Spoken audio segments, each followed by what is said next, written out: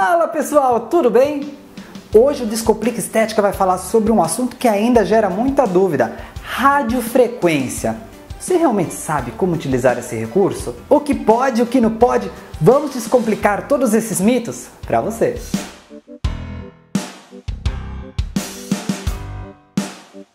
Radiofrequência, afinal, o que vem a ser esse recurso que a estética ama, gera resultados, mas para isso tem que ser muito bem feito. A radiofrequência é um tipo de energia que interage com os tecidos biológicos, gerando calor. Então ele se enquadra como sendo uma termoterapia e todos os resultados fisiológicos desencadeados por eles vêm justamente por conta deste calor.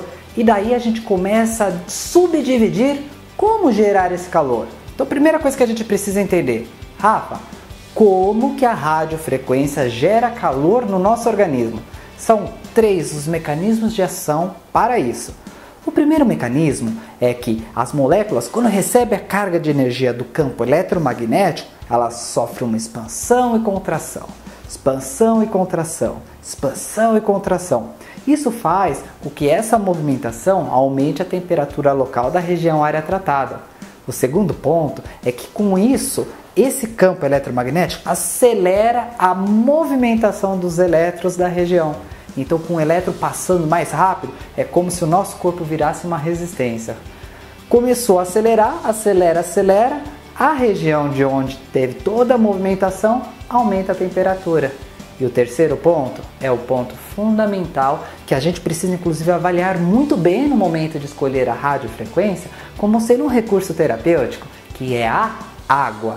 Porque a água é uma molécula que a gente diz que ela é um dipolo. É como se ela se comportasse como um Vzinho.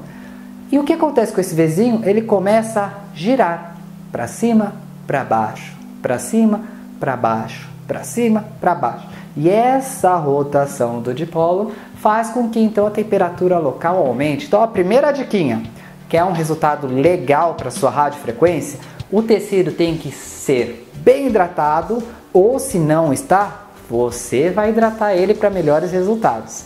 Subiu a temperatura, ótimo! Para que eu tenho indicação disso? Vários recursos. Vamos falar de um primeiro que é muito legal de se trabalhar? Rejuvenescimento.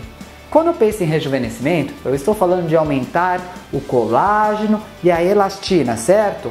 Ótimo! Isso só vai acontecer quando você conseguir subir a temperatura do organismo para no mínimo 40 graus Celsius. Por que disso? Você vai ativar uma classe proteica que são chamadas proteínas do choque térmico. Elas vão estabilizar aquela nossa fibra de colágeno. Para ficar bem facinho da gente lembrar o que é isso, vamos citar o exemplo lá na cozinha. Sabe o que acontece com o ovo? Quando a gente frita ele, a clara, ela não muda de característica, aquela coisa gosmenta, babosa e translúcida, fica rígida e esbranquiçada, porque a proteína mudou de característica constitucional. Essa proteína de choque térmico é que vai tentar então estabilizar para que não aconteçam mais mudanças e estimular o nosso organismo a produzir novos colágenos para ficar no lugar desse ovo frito que virou a pele. Com isso, você tem o rejuvenescimento e o preenchimento.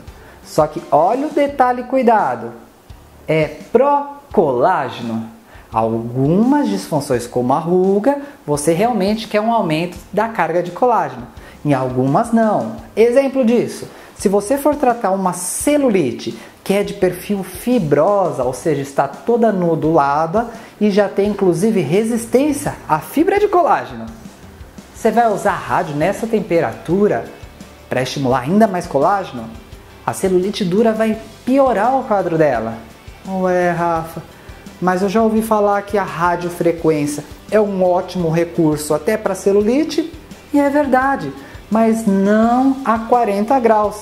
Você quer estimular o aumento do metabolismo basal e você faz isso na carga de 38 graus Celsius, girando em torno disso. Porque você subindo a temperatura basal do organismo, você estimula a energia.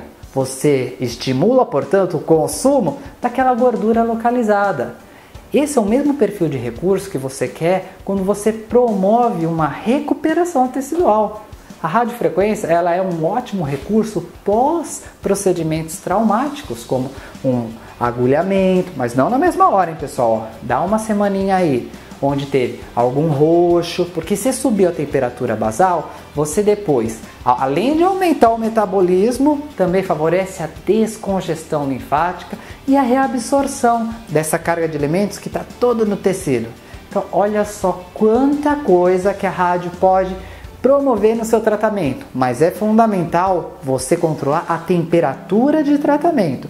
É ela que vai dizer qual é o perfil da sua radiofrequência. Então, as principais dúvidas que chegaram aqui. Rafa, quais são os tipos de radiofrequências disponíveis no mercado e existe real proposta de tratamento entre uma e outra?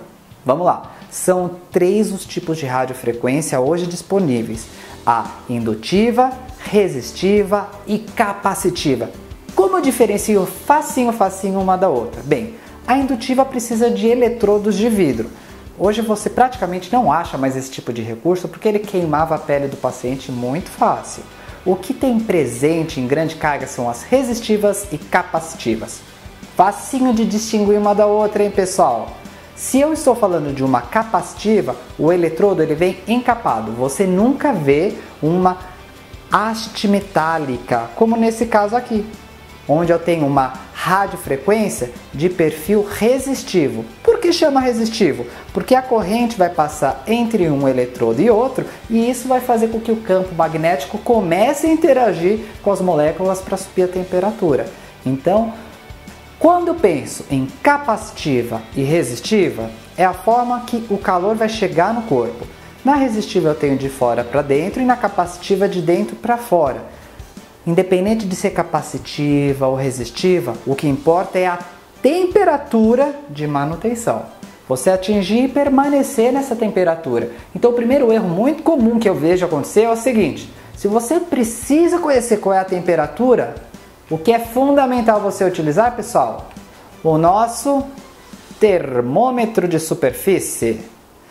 Por que eu vou usar o termômetro de superfície? Lembra que nem sempre você vai estar trabalhando na temperatura de 40 graus, que é quando você avermelha realmente a pele. Você pode, às vezes, estar precisando de 36, 37, só para aumentar o metabolismo basal. E outra, se você quer utilizar 40 graus, e se passar disso, você não pode queimar a pele do paciente? Lembra que o seu paciente não é o peru da Chester, tá? Que vem com aquele da Sadia, com o termômetro, quando atinge a temperatura ele apita, sobe o pedacinho vermelho. Não é para se fazer o paciente de termômetro, ou seja, quando ele grita ai, chegou na temperatura máxima. Use o termômetro de superfície. É isso que vai diferenciar, inclusive, qual é o perfil de tratamento que você vai escolher. E outra, o mercado hoje está falando bastante de radiofrequência mono, bi, tetra, octapolar. Aqui a gente tem um exemplo de uma que tem 1, 2, 3, 4, 5, 6. Eles vendem isso como sendo hexapolar porque tem 6 eletrodos de contato. Só que o que acontece é que todas elas vão ter um perfil bipolar. Só que aqui eu tenho 3 perfis bipolares. Sempre eu vou precisar de 2 pontos no meu campo. Um positivo e um negativo. Fechando então esse circuito e passando o campo eletromagnético. O que vai diferenciar as manoplas faciais da corporal geralmente é o tamanho. Por quê? Quando eu tenho tamanhos maiores, eu trato a área mais rapidamente. Tamanhos menores são para regiões mais delicadas, mais sensíveis. Como vocês vão aplicar essa radiofrequência no paciente? A Patrícia Frost padronizou uma metodologia facinho para você, que é a seguinte: você vai pensar no cabeçote que você vai trabalhar. E a região área tratada são 2 áreas desse cabeçote. Então vamos supor, aqui na minha mão, uma área cabeçote, 2 áreas cabeçote. Portanto, essa é a área de tratamento. Eu vou permanecer de 2 a 5 minutos fazendo essa movimentação até atingir a temperatura de manutenção e assim perdurar ao longo desses 2 e 5 minutos na temperatura que você escolheu para o tratamento. Existem alguns detalhes importantes para a gente pensar na radiofrequência, pessoal? Com certeza. Lembra que é uma metodologia inflamatória. Portanto, você precisa sempre colocar recursos de controle da inflamação e atividade antioxidante. Por quê? Para não ter nenhum desvio ou mesmo correr o risco de gerar manchas na pele. Se é uma metodologia que gera um processo de reparação tecidual, coloca no home care do seu paciente e também no seu tratamento ativos que favoreçam a produção de colágeno. Vitamina C, silício são exemplos clássicos disso, inclusive os fatores de crescimento. A rádio é uma metodologia incrível. Utilize ela nos parâmetros corretos.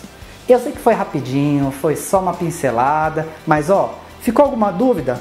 Pode mandar, coloca aí nos comentários. E se você gostou, curta, comente, compartilha, porque o Descomplique de hoje vai ficando por aqui, mas lembra que ele é feito para você. Tchau, tchau, pessoal!